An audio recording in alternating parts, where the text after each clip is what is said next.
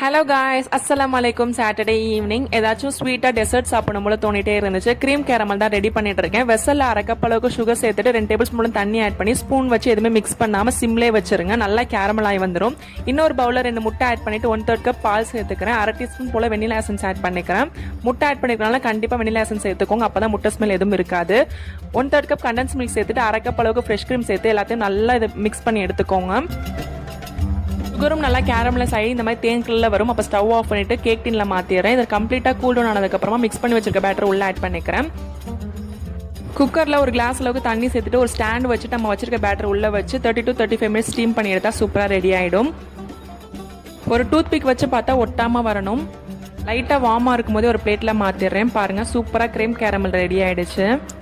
அந்த கேரமலோட கட் பண்ணி சாப்பிடும்போது ரொம்பவே சூப்பராக இருந்துச்சு. நீங்களும் ட்ரை பண்ணி பாருங்க. நைட் டின்னருக்கு ஹஸ்பண்ட் கடையில் வாங்கிட்டு வந்துட்டாங்க. புரோட்டா, முட்டை புரோட்டா தான். நாளைக்கு vlogல பார்க்கலாம். பாய்.